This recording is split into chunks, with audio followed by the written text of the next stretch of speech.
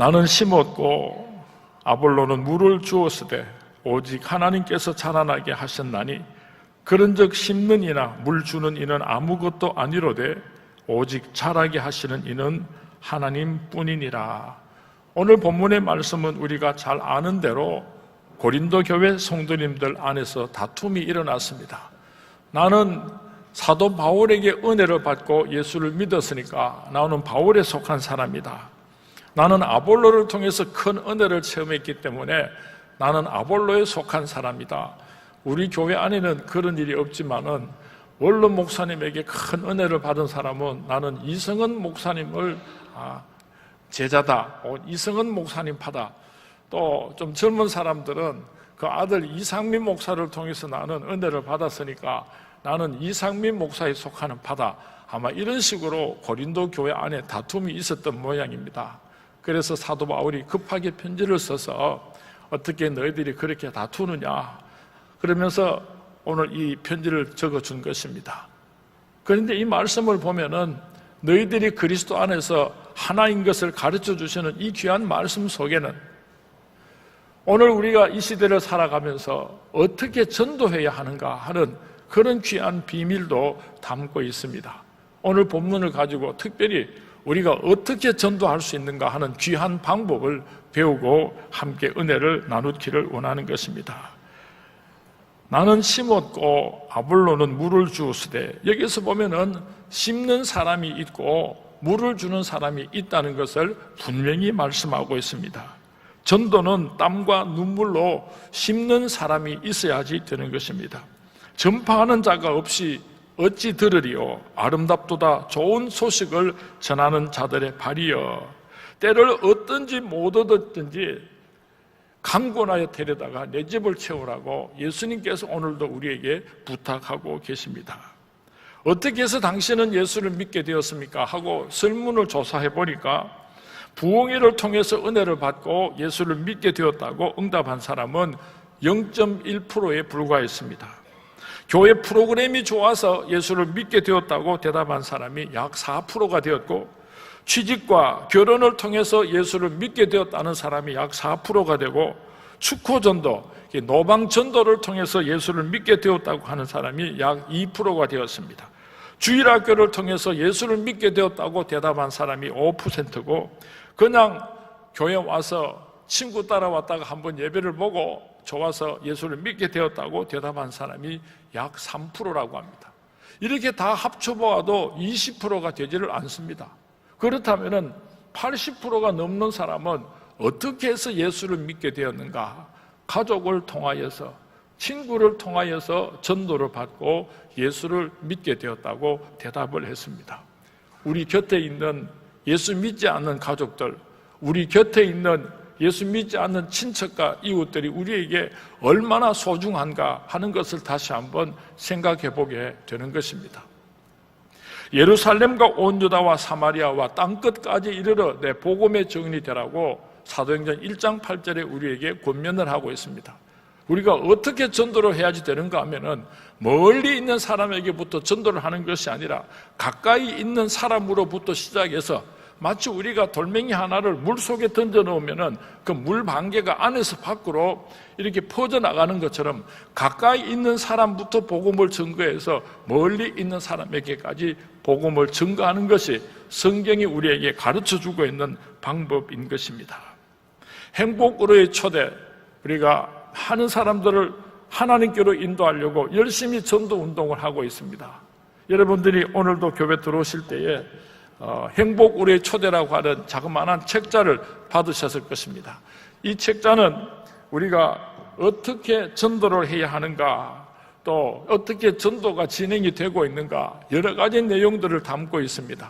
먼저 여러분들이 꼭 한번 읽어보시기를 바라고, 그리고 여러분들이 전도하기를 원하는 사람들에게 찾아가서 드리고 오셔도 좋고 편지로 보내도 좋고, 그래서 예수를 믿지 않는 사람들이 서문교회에 대하여서 깊은 관심을 가질 수 있는 전도지로 활용하여 주시기를 바랍니다.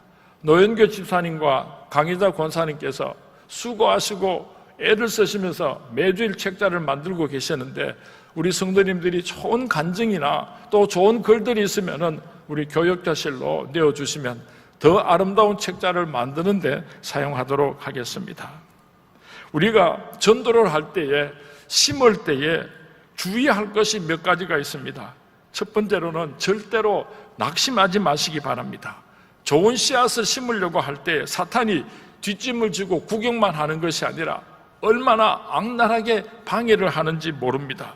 사단은 우리로 하여금 아이고 안 되겠다, 못하겠다, 포기하게 만들려고 몸부림을 치고 있습니다. 선을 행하다가 낙심하지 말라. 때가 되면 이루리라.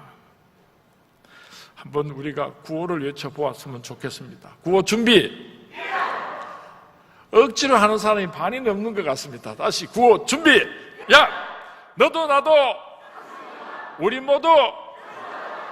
제가 우리 성도님들 목소리를 들어보니까요, 억지로 막 스트레스를 받고 아이고 오늘 또 이거 하네, 그렇게 힘들어하는 성도님이 계신가 하면은 아주 간절하게 결단하는 마음을 가지고 한 맺힌 그런 구호를 외치는 사람도 있습니다. 우리 성도님들, 하나님께서 내게 부탁하신 30명의 예수를 모르는 귀한 영혼들이 있습니다.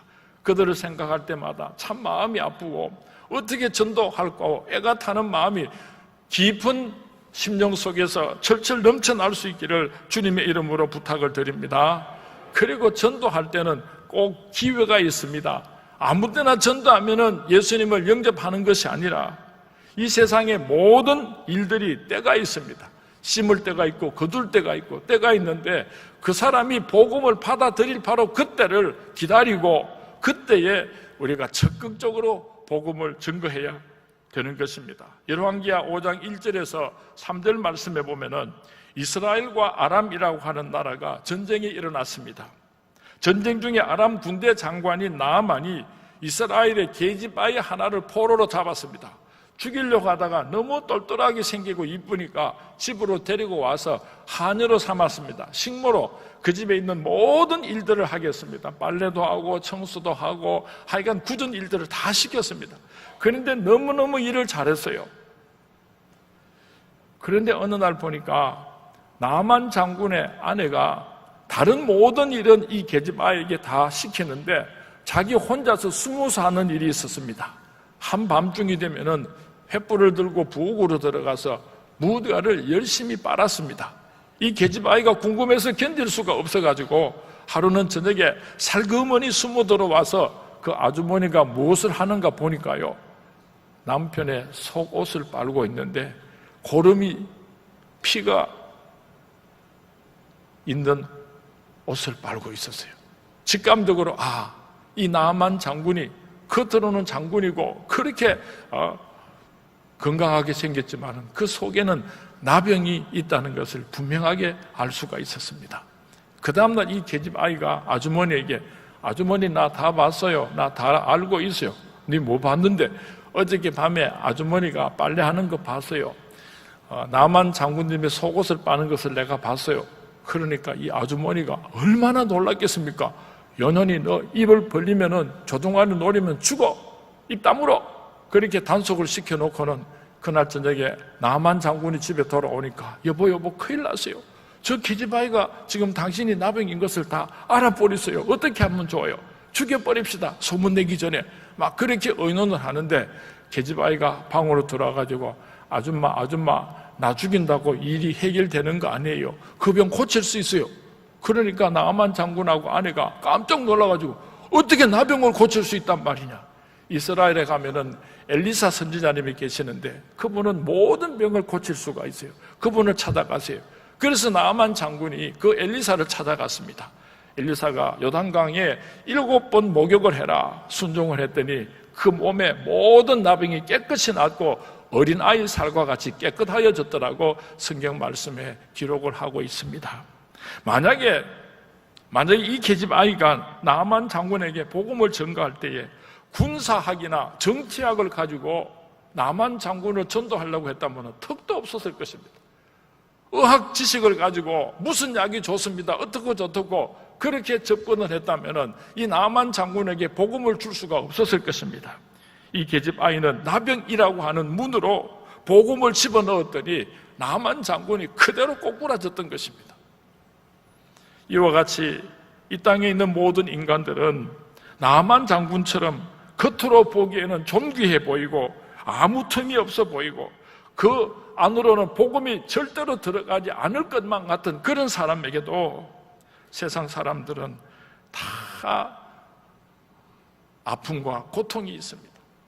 이 세상이 부귀영화를 누리고 지식도 명예도 권세도 있는 사람이라고 할지라도 저 사람은 절대로 전도할 수 없는 사람이라고 그렇게 생각되는 사람이 있다고 할지라도 누구에게든지 복음의 문이 들어갈 수 있는 복음의 문이 열려 있다는 것을 꼭 기억하시기 바랍니다.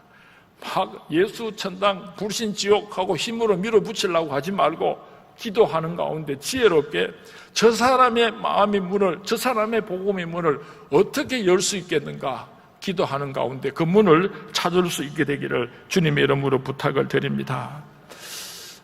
지난 주간에 우리 교회 귀한 어머님 한 분이 하늘나라로 가셨습니다.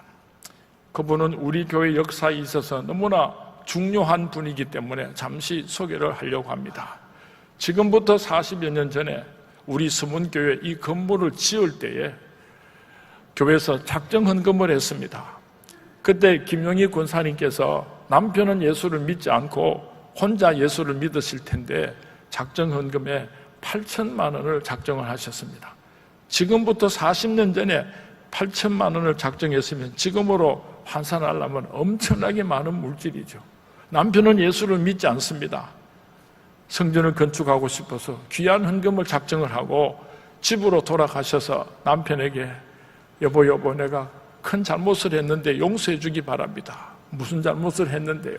우리 교회가 건축을 하는데 건축 헌금을 작정하는데 내가 이렇게 작정을 하고 왔습니다 하니까 남편이 교회를 지으려고 하면은 전체 예산이 얼마냐고 물으시더래요. 한참 생각하시더니 8천만 원 갖고 되겠나? 나도 작정할 테니까 같이 작정하자. 그래서 1억 5천만 원을 같이 작정을 해가지고 예수도 믿지 않는 남편이 그 건축헌금 작정서를 들고 그 집사님과 함께 원로 목사님을 찾아왔습니다. 그 작정헌금을 드리면서 이렇게 말씀을 하셨어요. 나는 예수님이 누군지 모르지만은 내 사랑하는 아내가 그토록 사랑하는 예수님 나도 믿겠습니다. 내 사랑하는 아내가 그토록 사랑하는 예수님 나도 믿겠습니다. 그래서 예수님을 영접하게 되고 우리 교회에서 귀하게 봉사하시다가 남편께서 먼저 천국 가시고 지난 주간에 고 김용희 권사님께서도 하늘나라에 가셨습니다. 우리 교회 권사님들은 다 김용희 권사님처럼 그런 아름다운 마음과 믿음을 가졌으면 참 좋겠습니다. 여러분들의 삶을 통하여서 예수 믿지 않는 남편이나 가족들을 구원할 수 있는 그런 믿음의 아버지, 어머니들이 되어주시기를 주님의 이름으로 축원을 드립니다. 두 번째로 심는 이가 있으면은 물을 주는 사람이 있어야지 됩니다. 누군가가 복음의 씨앗을 심었으면은 그 싹이 날 수 있도록 물을 주는 사람이 있어야 된다고 성경 말씀은 우리에게 권면하고 있습니다. 예수 믿지 않는 친구나 예수 믿지 않는 가족을 몇 달 동안 기도하고 전도해서 딱 한 번만 우리 교회 가자. 네, 다시는 부탁 안 할 테니까 꼭 한 번만 우리 교회 가자. 그렇게 사정사정해서 어렵게 예배당으로 전도해서 왔습니다. 난생 처음 예배를 드리려고 하니까 얼마나 어색하겠습니까? 우리는 찬송도 부르고 기도도 하고 말씀도 듣고 이 예배에 젖어 있지만은 난생 처음 교회에 들어오는 사람이 예배를 드릴 때 얼마나 긴장하고 불안하겠습니까? 그런데 예배를 드리는데 목사님은 막 말씀을 증가하면서 막 그냥 무서운 막 율법적이고 막 공격하고 막 그렇게 꾸중하는 설교를 하니까 숨도 못 쉬겠고 성도님들은 얼굴이 노래가지고 말도 안 하고 가만히 열이 있으니까 교인들 얼굴 쳐다봐도 답답하고 그래서 1시간 예배를 마치고 나가면서 나는 죽는 줄 알았다. 와, 너희들 예배를 이렇게 드리나? 예수 이렇게 믿나? 나는 다시는 교회 안 올란다. 이러면 그거 전도가 되겠습니까? 안 되겠습니까? 그렇게 사정해가지고 한번 교회 왔습니다. 난생 처음 예배를 드렸는데 예배당에 들어서니까 이상하게 마음이 그렇게 편해. 찬송을 부르는데 막 저절로 나도 모르게 눈물이 막 나고 말이죠. 장로님께서 기도를 하시는데 나도 모르게 난생 처음으로 아멘 아멘 소리가 내 입에서 막 나오고, 목사님께서 말씀을 증거하시는데 가슴이 막 뜨거워지고 눈물이 펑펑 쏟아지고, 진짜 그랬으면 좋겠다. 그래서 예배를 마치고 나서 성도님들 얼굴을 보니까 천사와 같이 빛이 나고 막 악수를 하고 축복해주고 이러니까 자기를 전도한 사람한테, 야 이놈의 새끼야, 이렇게 좋은 데가 있는데 와들 인자 데리고 왔, 이렇게 좋은 데가 있는데 와 이제 데리고 왔느냐고 막 화를 내야지 그래가 전도가 될 거 아닙니까? 우리 서문교회 모든 성도님들은 물을 주는 자들이 될 수 있기를 주님의 이름으로 축원을 드립니다. 여러분의 얼굴이 천사와 같이 빛이 나서 예수 믿으면 나도 저렇게 행복해지는구나, 여러분의 얼굴이 전도지가 될 수 있기를 주님의 이름으로 축원을 드립니다. 말 한마디를 건네는데 얼마나 따뜻하고 얼마나 다정하고 얼마나 그 사랑이 기뻤던지, 잘 오셨습니다, 사랑합니다 안아주니까 나는 이렇게 행복한 줄 몰랐다고 막 그렇게 감격할 수 있는 그런 그리스도의 편지로서 물 주는 자들이 우리 서문의 모든 성도님들이 될 수 있기를 주님의 이름으로 축원을 드립니다. 열심히 전도를 해서 교회 와서 예배를 드리고 신앙생활을 시작하는데 도와주는 사람이 없으면 신앙이 자랄 수가 없습니다. 가정에서 어린 자녀들을 양육하는 부모가 있듯이 교회 안에서도 믿음이 연약한 새가족들을 돌보아주는 영적인 부모가 있어야지 되는 것입니다. 이런 사람을 어떤 교회에서는 멘토라고 부르기도 하고 또 어떤 교회에서는 도움이라 그렇게 부르기도 하는데, 지난 주간에 우리 교역자들이 모여서 우리 교회에서는 새가족들의 신앙을 자랄 수 있도록 보살피고 돌보아주는 사람을 이름을 무엇이라고 붙이면 좋겠는가 그렇게 의논을 하다가 섬김이라고 부르기로 했습니다. 한번 따라하시기 바랍니다. 섬김이 바로 여러분들이 우리 서문교회 섬김이들이 되시기를 주님의 이름으로 부탁을 드립니다. 섬김이라고 하는 말은 한마디로 새 신자를 교회 안에 정착시키는 사람입니다. 주님의 몸된 교회에 찾아 나온 천하보다 귀한 한 영혼들을 예수님의 심장을 가지고 신앙생활을 할 수 있도록 상담도 해주고 전화도 해주고 선물도 해주고 또 힘들고 어려운 일이 있으면 의논도 해주고 영적으로 신앙이 성숙할 수 있도록 영적인 부모의 책임을 다해주는 섬김이가 바로 여러분들이 될 수 있기를 주님의 이름으로 부탁을 드립니다. 새가족이 교회에 와서 예수를 믿는 사람이 많은 교회에서는 약 17%가 새가족들 중에서 그 교회에 정착을 하게 되고, 보통 교회에서는 5% 내외로 정착을 하게 된다고 합니다. 참 어렵죠. 여러분들이 수고하고 애를 써서 교회를 데리고 왔는데 정착하지 못하고 다시 교회를 떠나가 버리는 사람이 80%가 넘는다고 합니다. 참 안타깝죠. 좋은 섬김이가 있어서 그들을 붙잡아주고 그들이 교회를 잘 적응하고 뿌리를 내릴 수 있도록 해준다면 훨씬 더 많은 사람들이 교회 안에 정착을 하게 될 줄로 믿습니다. 누가 우리 서문교회 섬김이가 되는가? 우리 장로님들, 또 우리 군사님들, 우리 안수 집사님들은 무조건 섬김입니다. 그리고 우리 성도님들 가운데 나도 훈련을 받고 우리 교회 새가족들을 섬기고 싶습니다, 그렇게 자원하는 사람들을 지금 모집하고 있습니다. 그리고 오는 금요일부터 시작해가지고 3주 동안에 금요 기도 시간에 1시간씩 도우미 훈련을 시킬 것입니다.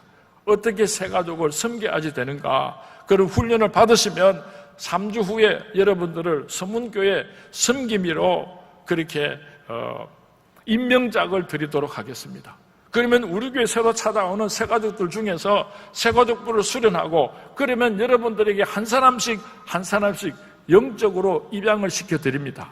여러분들이 그 한 영혼을 위해서 눈물로 기도하고 그리스도의 마음을 가지고 사랑을 실천하고 그렇게 잘 자랄 수 있도록 영적인 부모가 되어주시기를 주님의 이름으로 부탁을 드립니다. 이 섬김이의 직분은요, 우리 성가대원이나 교사 선생님들 못지않게 너무나 소중한 직분입니다. 천하보다 귀한 영혼을 내 자식처럼 길러내는 귀한 사명이기 때문입니다. 10월 달이 되면 우리 교회에서 장로님도 10분을 모시려고 그러고 안수지사님, 권사님도 많이 세우려고 합니다. 그때 가서 어떤 사람을 우리 선문교회 일꾼으로 세우는가 많은 조건이 있는데 그 중에 첫 번째 조건이 무엇인가 하면은 섬김이로 봉사를 했는가 안 했는가 꼭 볼 겁니다. 그 한 영혼을 사랑하는 마음으로 섬김위의 사명을 잘 감당한 사람은 우리 교회 장로님이나 안수지사님, 권사님으로 충분한 자격이 있는 줄 압니다.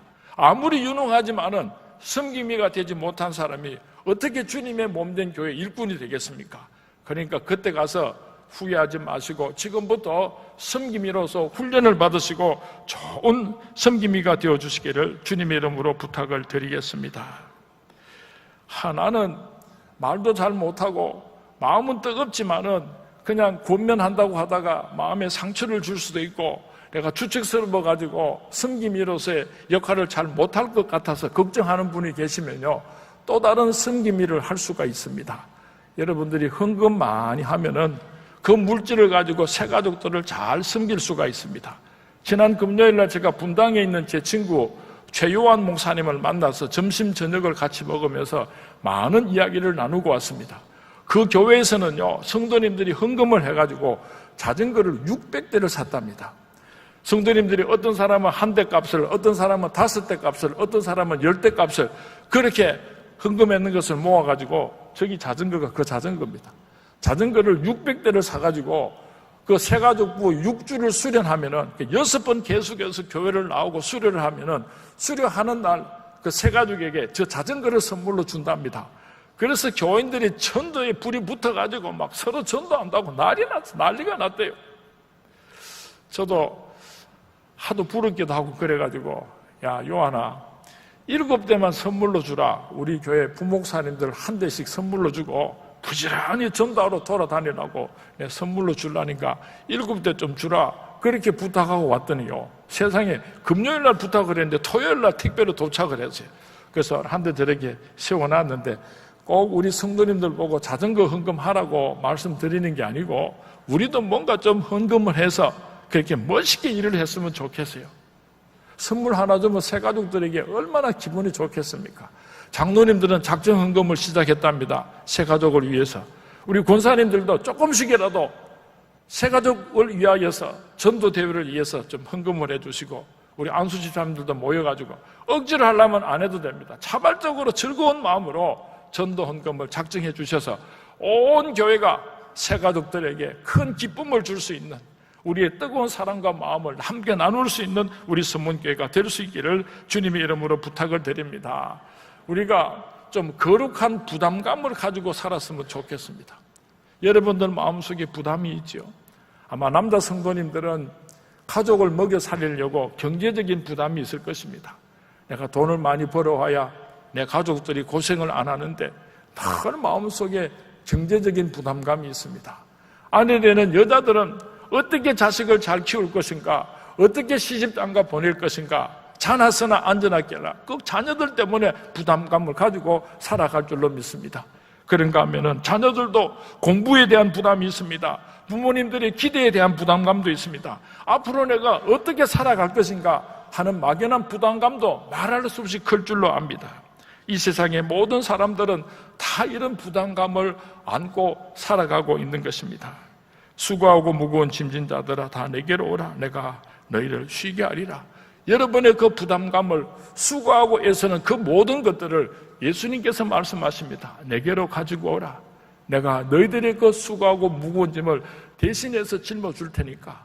그리고 내가 너희들의 마음속에 세상이 주지 못하는 참된 평안과 위로를 줄 테니까 너희들의 수고하고 무거운 짐들을 다 내게로 가지고 오라고 예수님께서 말씀하십니다. 사랑하는 스몰의 성도님, 지금 바로 이 시간에 여러분의 마음을 무겁게 하는 부담들을 다 주님 앞에 내려놓으시기 바랍니다. 내려놓으시기 바랍니다. 이러면 아멘 하고 내려놓으시면 될 텐데 진짜 되겠나? 그거 안 될 낀데 그렇게 의심하는 사람들은 죽을 때까지 그 무거운 짐을 지고 갈 겁니다. 예, 목사님 말씀에 순종해서 예수님께서 약속하신 대로 나의 수고하고 무거운 짐을 이 시간에 다 내려놓습니다 하고 내려놓는 사람들은 이 시간에 예수님께서 참된 만족과 평안함으로 여러분의 심령을 위로하시고 고쳐주실 줄로 믿습니다. 평화 평화로다. 하늘 위에서 내려오네. 그 사랑의 물결이 영원토록 내 영혼을 덮어소서. 내 영혼에 거기 깊은 데서 맑은 가락이 울려나네. 하늘 곡조가 언제나 흘러나와 내 영혼을 고이 사래. 두 손을 높이 들고 찬양합니다. 평화 평화로다. 하늘 위에서 내려오네. 그 사랑의 물결이 영원토록 내 영혼을 덮어소서. 4절합니다. 이 땅 위에 험한 길 가는 동안 참된 평화가 어디 있나.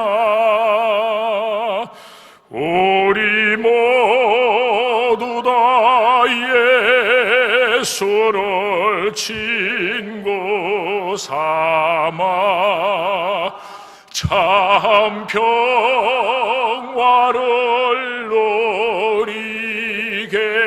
누리겠네. 평화 평화로다. 하늘 위에서 내려오네. 그 사랑의 물결이 영원토록 내 영혼을 덮어소서. 이 세상에 태어나서 오늘까지 지고 왔던 수고하고 무거운 짐 이 시간에 다 내려놓으시고 하늘에서 내려오는 하나님의 참된 평안과 위로가 여러분과 함께 하시기를 주님의 이름으로 축원을 드립니다. 바보 천치 같은 사람은 지금 그 수고하고 무거운 짐을 그 말할 수 없는 부담감을 다 내려놓고 하나님께서 천국의 평안을 우리 마음속에 주셨는데 예배 마치고 돌아가면서 다시 마음속에 집어넣고 돌아가는 사람들이 가끔 있습니다. 오늘 이 시간에 내려온 그 수고하고 무거운 짐은 다시는 생각하지도 말고 다시는 기억하지도 말고 예수님께서 맡아주신답니다. 예수님께서 너의 수고하고 무거운 짐을 내가 다 대신 짊어주시겠다고 약속하셨으니까 믿고 맡길 수 있게 되기를 주님의 이름으로 축원을 드립니다. 다음 주일날 이 자리에 오시거든 이번 한 주간 동안 수고하고 무거운 짐만 예수님께 내려놓으면 됩니다. 일평생 수고하고 무거운 짐 끄집어냈다가 덜 있다가 끄집어냈다가 또 덜 있다가 그러지 말고 지나간 수고하고 무거운 짐은 다 주님께 맡기시고 멋진 삶을 새롭게 출발할 수 있게 되기를 주님의 이름으로 축원을 드립니다. 주님의 이름으로 축원을 드립니다. 사도 바울은 고린도전서 9장에서 내가 복음을 전할지라도 자랑할 것이 없으면 내가 부득불할 일임이라. 만일 복음을 전하지 아니하면 내게 화가 있을 것이라고 고백을 하고 있습니다. 사도 바울은 하나님 앞에서 늘 거룩한 부담감을 가지고 살았던 사람입니다. 사도 바울이 가지고 있었던 부담은 무엇이었습니까? 그는 원래 핍박자였습니다. 수많은 예수 믿는 사람들을 감옥에 가두고 교회를 핍박했던 사람입니다. 그는 살인자였습니다. 예수 믿는 사람들을 잡아 죽이는 일에 누구보다도 앞장을 섰던 사람입니다. 그런데 하나님의 놀라운 은혜를 입었습니다. 구원함을 받았습니다. 마땅히 심판받아서 죽어야 하는데 죽지 아니하고 영원한 생명을 얻게 되었습니다. 그리고 하나님의 복음을 증거하는 사도가 되었습니다. 이것을 생각할 때 늘 마음속에 하나님의 그 크신 사랑과 은혜에 감격해서 나 무엇 주님께 드리리까? 나 무엇을 주님께 드리면서 살아야 되겠습니까? 거룩한 부담을 안고 살아갔던 사람이 바로 사도 바울인 것입니다. 오늘 저와 여러분들도 사도 바울 못지않은 하나님의 크신 사랑과 은총을 받으면서 살아온 사람들입니다. 영원히 죽었던 저와 여러분들을 예수님의 십자가의 피로 우리를 사시고 영원한 생명을 주셨습니다. 이른 비와 늦은 비로 불기둥과 구름기둥으로 하나님께서는 우리들을 여기까지 인도하여 오셨습니다. 우리가 장차 영원한 저 하늘나라에 들어가는 그날까지 하나님은 한순간도 우리를 버리지 아니하시고 함께 하시고 지켜주실 것입니다. 그 말할 수 없는 하나님의 사랑을 받았고 오늘도 그 사랑을 받으면서 앞으로도 그 축복 가운데서 살아갈 저와 여러분들이 하나님의 그 크신 사랑과 은혜를 생각할 때에 사도 바울과 같이 나 무엇 주님께 드려야 할 것인가? 만 가지 은혜를 받았으니 나 무엇 주님께 드려야 하겠습니까? 이런 거룩한 부담이 우리에게도 있어야 하지 않겠습니까? 날 위하여 십자가에 중한 고통 받으사 대신 죽은 주 예수의 사랑하신 은혜요 보배로운 피를 흘려 영영 죽을 죄에서 구속함을 받은 우리 어찌 찬양 안 할까? 보배로운 피를 흘려 영영 죽을 죄에서 구속함을 받은 우리 어찌 전도 안 할까? 보배로운 피를 흘려 영영 죽을 죄에서 구속함을 받은 우리 어찌 섬김일을 안 할까? 주님의 몸된 교회에 대하여서 우리들의 마음속에 거룩한 부담감이 있었으면 좋겠습니다. 교회의 성장은 하나님의 소원입니다. 누군가가 이상민 목사님 당신에게는 무엇이 소원입니까? 하고 묻는다면 저는 첫째도 교회의 성장이요, 둘째도 교회의 성장이요, 세 번째도 교회의 성장이라고 대답할 것입니다. 어떻게 하면 우리 교회가 성장하고 부흥 발전할 것인가?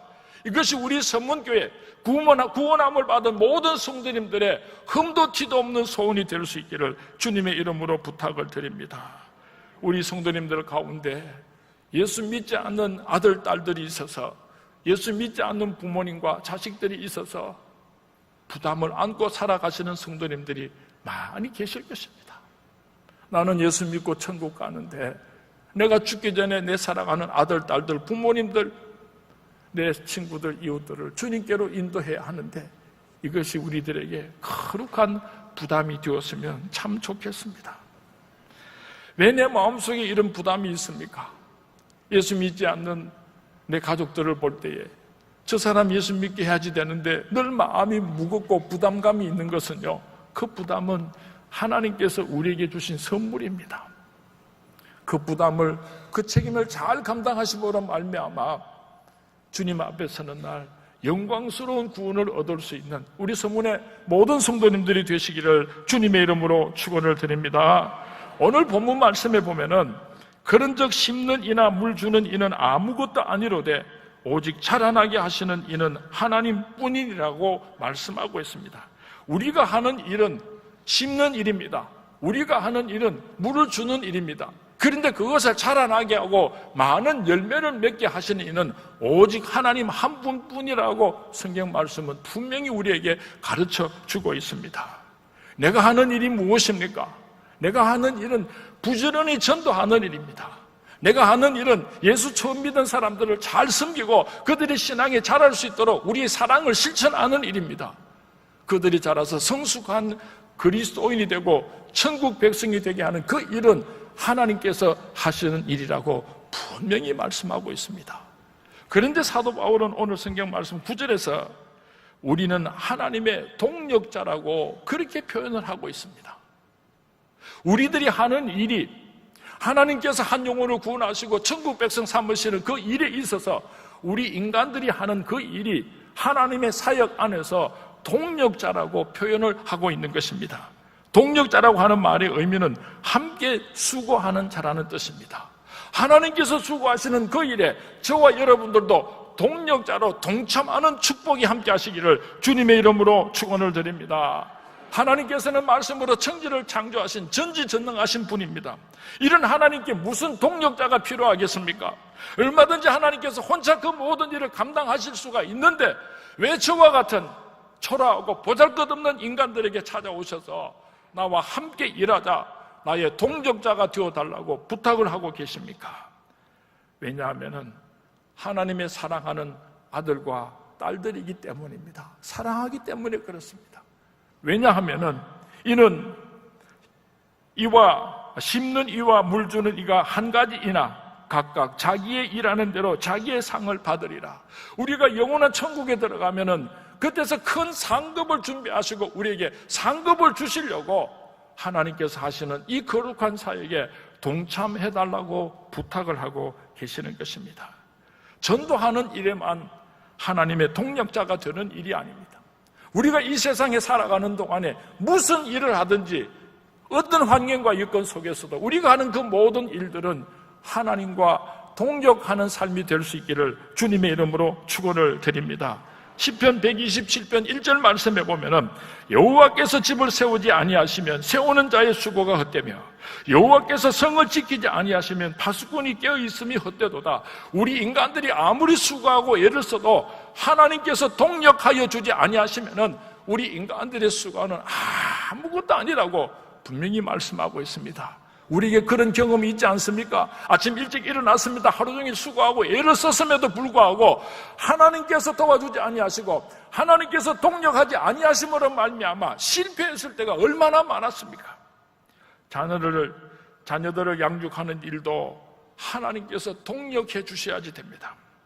나라를 지키는 일도, 정치를 하는 일도 하나님께서 동력하여 주셔야지 됩니다.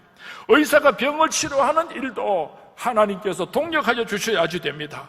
사업을 하는 일도 하나님께서 우리와 함께 동력하여 주셔야지 됩니다.